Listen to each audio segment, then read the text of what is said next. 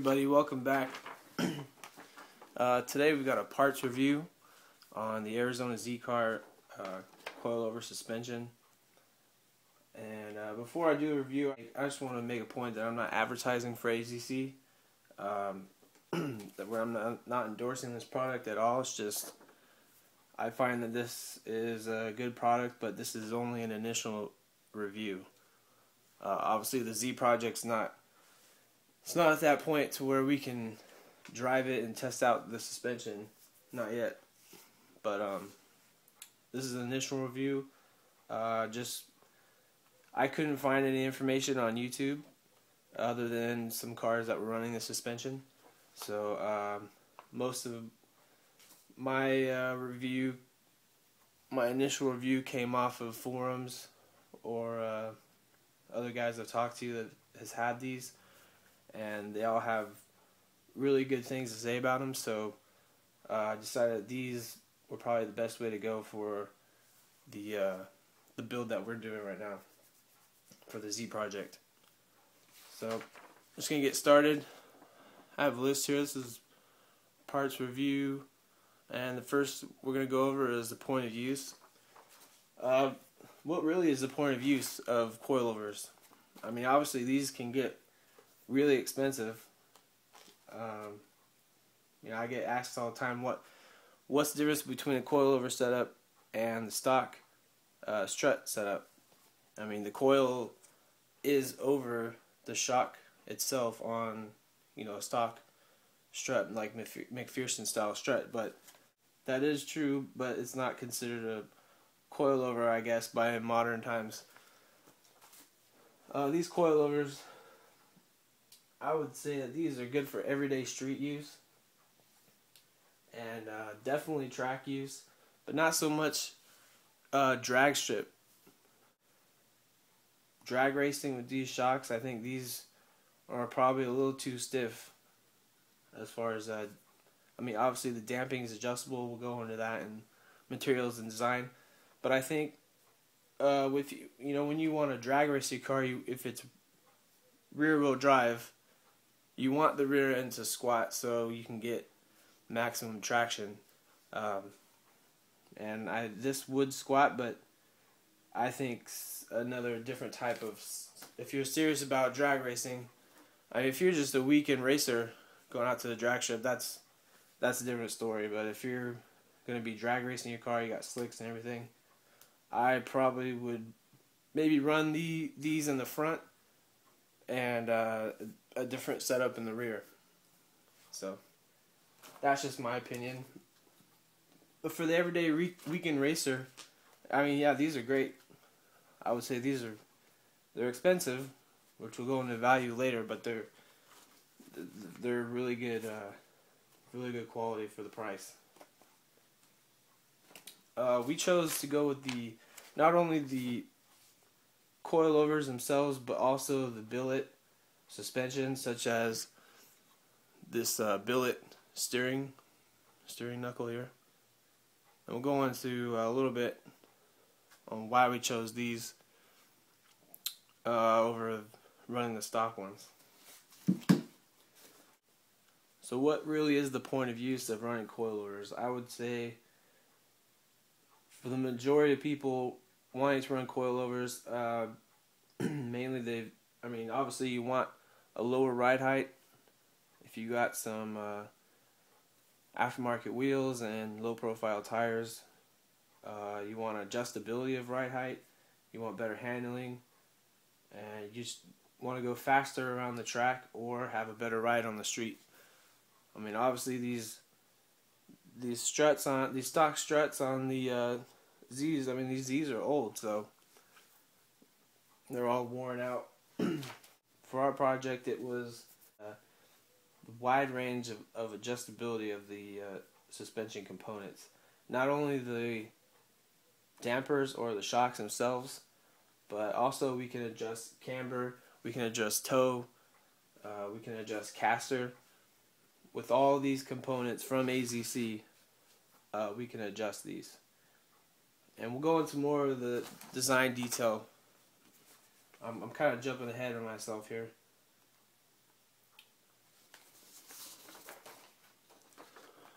So that's the point of use. Let's go over size and weight. Size and weight. Okay, I put these on a scale. When you get these should all come with the same spring overall length. But we chose to run a 250 spring rate. That's 250 pounds of spring rate in the rear, and they were a little bit longer. So what I did was, when I weighed these, I used this front coilovers here, along with the sleeve and this spindle hub here. And I weighed that with these adjustable camber plates here. Okay, this is all how it's going to be installed, what it's going to replace against the stock struts, the entire strut assembly. That's including the connecting arms, the lower control arm, and the steering arm and ball joint itself. The weight I got on the stock setup was 36 pounds 2 ounces. That's 36 pounds 2 ounces. Okay, now obviously to install these and to get a correct weight measurement, part of the installation is to cut down the strut tube itself and to fit the supplied sleeve here. So it goes like this. So that's how it looks when you got your sleeve installed. And I'm going to have an installation video, a whole series on how to install these. So if you're interested in these, I would check that out, because it's going to be pretty cool. So anyways, doesn't want to come off now. So I weighed the spindle with the sleeve with the front coilover assembly, including this camber plate here and all the arms. Everything that would be replacing the stock components, and we got a weight of 30.6 pounds. So that's 5 pounds at 6 ounces different just on one front wheel itself. So that may not seem like a lot, but it's a lot of unsprung weight. That's less weight that the suspension has to control, which I don't want to get into detail. I mean, that could be a whole nother video. But the less weight that you have to control is going to be a lot more responsive, and in your steering, and also the way the suspension acts. I think a lot of the weight was saved not only in the coilover itself, but also these aluminum components. I mean, this steering knuckle here is like 3/4 of the weight of the original one. So, not to mention that the coilovers, part of the reason why a lot of people run coilovers, if you got a massive wheel and tire combination, I'm talking, wide tires, you want to get the maximum traction you can, you're going to run into hitting the spring cup on the stock strut, which the spring cup is welded to the tube, and it sits here and it holds your stock spring assembly. There's no spring cup on these coilovers, which makes them a slimmer design, so you can actually have a wider tire profile. We already mentioned it's lighter, which is, you're less sprung weight, but also a lighter corner weight. I won't go into the weight difference of each part. I just don't have the time right now. But also, these coilovers are obviously shorter in length. I mean, your initial, they're adjustable, but your initial ride height's going to be a lot shorter compared to the stock ones. Next, we're going to go into material strength and design. It looks like Arizona Z-Car actually put a lot of time and effort into designing these, and I think it really does show. I mean, obviously you got your smaller, slimmer shock design. These sleeves here that weld to your lower spindle assembly, and they thread. You see here they're threaded. They thread to the coilover. These are billet steel. Anytime you have billet anything, you're gonna have closer tolerances, and also it's a lot stronger than the tube itself. So on the tolerances for this, going onto the strut tube that you have to cut off for the spindle, these are very close tolerance, but that's what you want. Next, we'll go to these camber plates. These camber plates are these are pretty thick mild steel. I would say these are 1/4 inch mild steel. So if you have a wire feed welder at home, you can weld these. Rather than having an upper strut bearing like the stock setup, this uses a Heim joint here. These Heim joints are very close tolerance. They're hardly any movement, and these last a while if you have good quality Heim joints, which I think these are. This is also thick 6061 T6 aluminum. This plate here, and that's what makes your camber adjustable.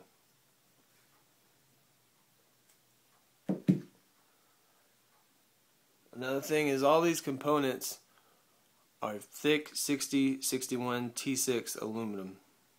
That's a very strong aluminum. These are billet, and the T6 stands for the heat treating process, which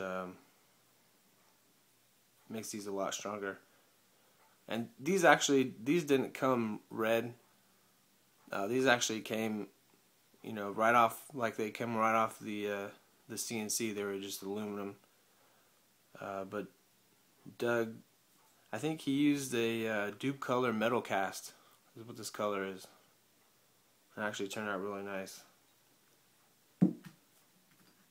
Also, the lower control arm here, as you see, it comes with a new ball joint. Also, we got Heim joints instead of bushings, and it's adjustable.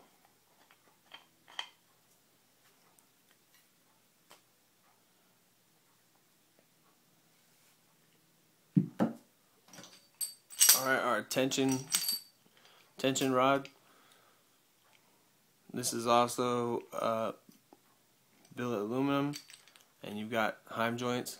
Again, all the hardware is supplied with this kit, and with this you can adjust. There's also a full range of adjustment.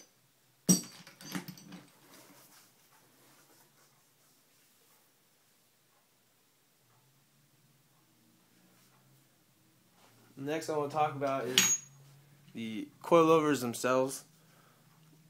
These coilovers are fully threaded. Compared to some other designs out there which are only half threaded, these are a fully threaded design, which means the body of this coilover is fully threaded. And the benefit to having a fully threaded coilover design is, as you adjust ride height, your suspension travel does not change. So if this is a sleeve here, and this sleeve is threaded. It's threaded up here onto the coilover body. As you adjust your ride height, turning this body down into the sleeve itself, your suspension travel is not changing. Whereas with a half threaded coilover setup, it does change, which can cause some understeer issues or actually bottoming out of the shock itself, which is it's nothing that you want, especially if you don't have bump stops. That would be a pain to drive. Another thing I wanted to mention is just how massive these piston of these shocks are. You see here, this Arizona Z. I'm just going to use a stock one for comparison. That is almost 3 times bigger, and the bigger the shock, the bigger the piston, obviously a lot stronger the shock will be. I mean, this is just puny compared to AZC.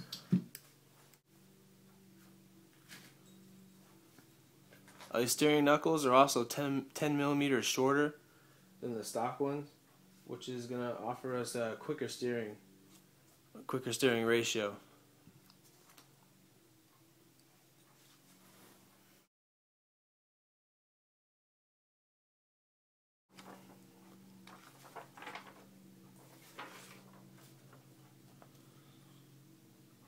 Durability and track record. As I said before, this is only an initial review.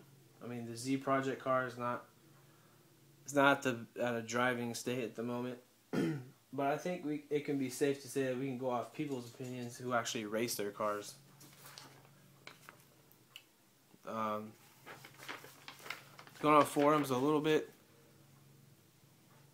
There's a lot of positive feedback on the forums. Most of the Zs that put up fast lap times either run AZC coilovers or they have a similar full-threaded coilover design with some aftermarket shocks, but they all seem to run the Arizona Z car lower control arms and tension rods. Judging by the craftsmanship and the quality of the materials used, I think it can be safe to say that these coilovers will last a long time. Only downside I can foresee is when there's an issue with the shock itself. These are proprietary shocks to Arizona Z car. I spoke with Dave at Arizona Z car, and he said that if there ever was a problem, you'd have to send in the whole coilover. So if you were racing your car and you had a problem with the shock, I haven't heard of any of those problems before, but if you did have a problem, I mean, you have to kind of hypothetically think about that beforehand. You'd have to send the whole shock itself to Arizona Z car, and they would have to overhaul the shock there. So, which is no big deal. I mean, if you were going to race your car a full season, you might want to buy an extra set, since all of these are pretty much the same. Your front and rear, it doesn't matter, so you can interchange one. The only thing that's different would be your spring. Which brings me to the next thing I want to talk about is the excellent customer service that Arizona Z car has. There's a lot to say.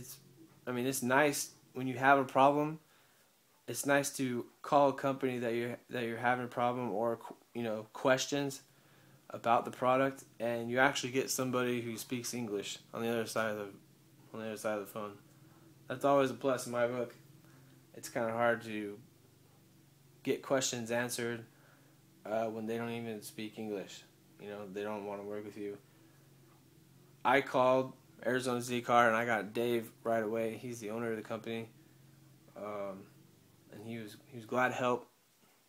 I had a question about this overall spring height compared to this one. I mean, I was under the assumption that they were supposed to be the same, even though the spring rate was higher for the 250 that we got. And he told me, he said, just go ahead and run it. Obviously, these longer ones would be 250 would be for the rear, and if we have any problems, just let them know. So, which brings me to my next point, is the value. This whole suspension kit isn't cheap.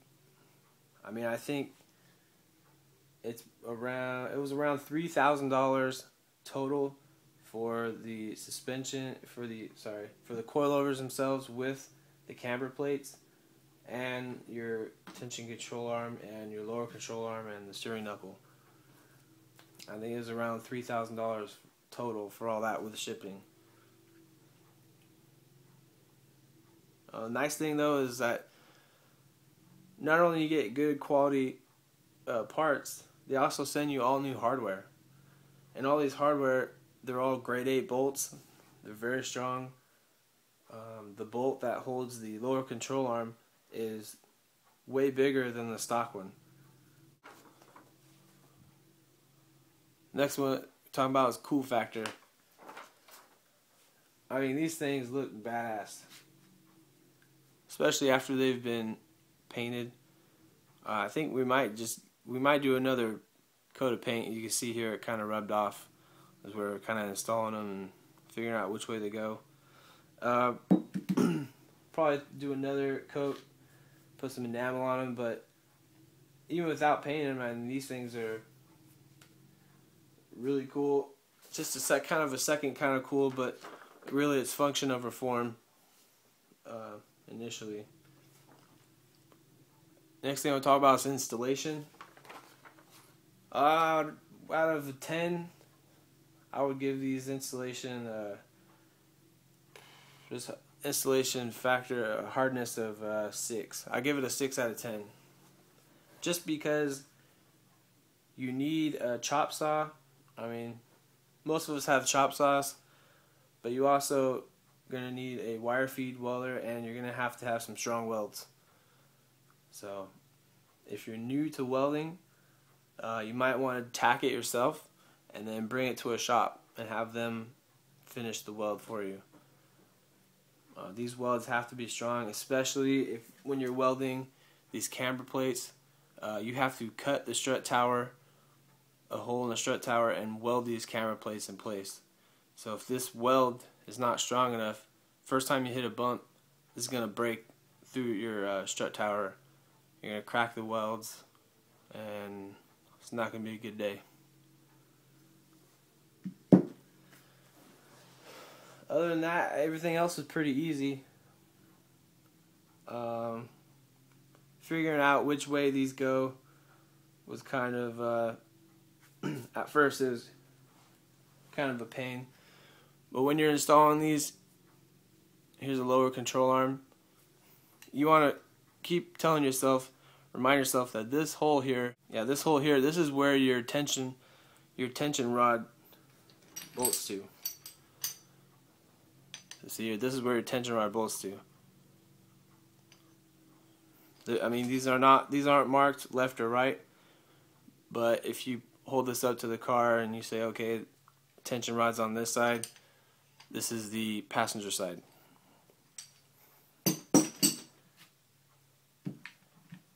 And also, while we're on that topic, as you can see here,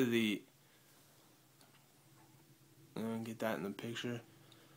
This hole here is not just a straight drilled hole; it's actually at an angle, and that's for your ball joint. So as this rides up and down your suspension travel, the geometry stays where it's supposed to. And this comes with all new hardware, and also comes with spacers, so you can raise the pickup point of the ball joint to add a little bit more, for a little bit more adjustability.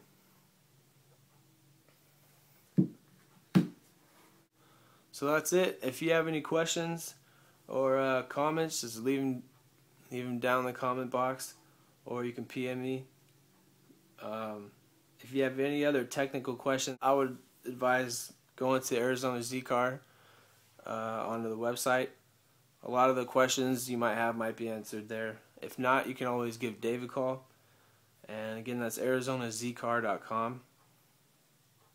And thanks a lot.